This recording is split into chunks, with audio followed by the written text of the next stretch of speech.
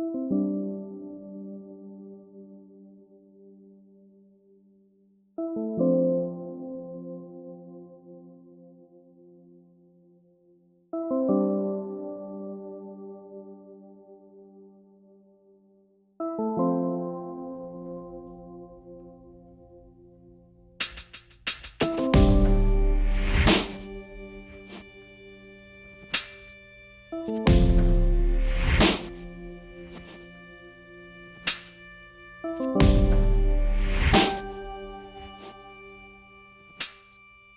guess I've always loved being quite creative ever since I was young. I was thinking about it this morning actually, and when I was little I used to make little books and draw lots of pictures in them, and I still have them in a box in the cupboard.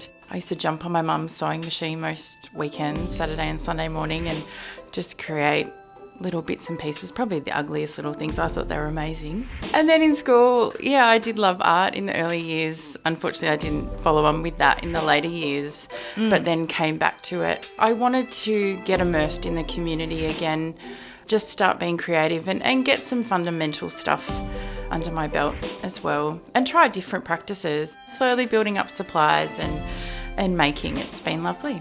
And I think a lot of us got such a buzz out of, printmaking. It's such a surprise when you peel back and look at what you've created. And I loved just the simplicity of it, the just black and white with the black ink and then the white, the light coming through. I really loved the rhythmic movement of engraving into the wood. In pottery and ceramics, the technique is called sgraffito. I wanted to keep my theme kind of cohesive. So I had done some wood engraving and done some prints from those, which I am exhibiting. And then when I created my ceramic form, so I've got the circular vessel and then also a head. So I got some black underglaze, painted the whole surface with that, and then sgraffitoed. So you could see what you were marking. So exactly. It's exactly like the wood engraving. When you carve back, you're exposing the clay. Yeah. And the lighter colour comes through of the clay. I do like the 3D sculptural form and doing the sgraffito design on that. I think it gives it some weight. I think because with acrylics they dry quite quickly, and so as you're sort of pushing them on the paper or the canvas, they don't have movement. And with the oil you can really push it around, and because it doesn't dry straight away you can mix on the canvas, and so that really appealed to me. And just the lushness of I know you can get the colours in acrylic as well, but there's something, it's almost like you want to eat it, it's really lush. Some of that colour work comes from my love of those really bright, vibrant textiles. And I was actually surprised by how bright some of my work was in that class. I wasn't aware. In textiles, you might start with a hand drawing that you then can go and put into a computer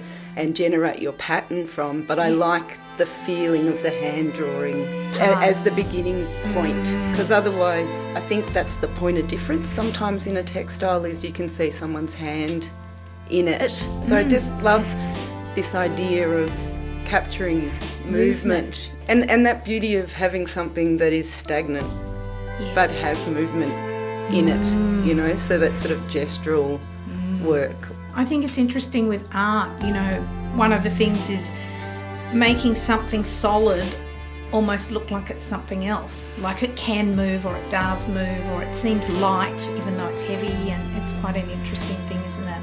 In printmaking at the Pathways course, we looked at collagraphs, and I just found a piece that really spoke to me, and then I got to revisit it again, and I think I will return to it. So I'm just going to show a couple of those as a progression, and then instead of taking away, you're adding to. So, and you can add very distinct forms, like very sharp cut forms, or you can tear elements and put them in.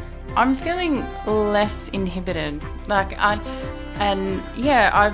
really become more uninhibited as I've gone through the course, I think, and I've definitely started putting aside more time at home. It's really lovely to have a deadline with the exhibition coming up. It's something to work towards. So I've been finding lots of little moments to keep creating. I have a very busy home life with 3 amazing children, But I have been, running around in my life with my children, driving to and from netball training, and I've been able to take, my wood engraving tools with me and, sitting in the car, carving away at my little wood blocks, just trying to kind of carve out the time in my life to keep up with the practice. So that's, been really nice. So I would, implore others to just be creative. It makes you feel good. It's great for your mental health. And wherever you can find even just little snippets of time, 10, 15, 20 minutes, a couple of times a week, it just makes you feel good. I would implore others to just do it.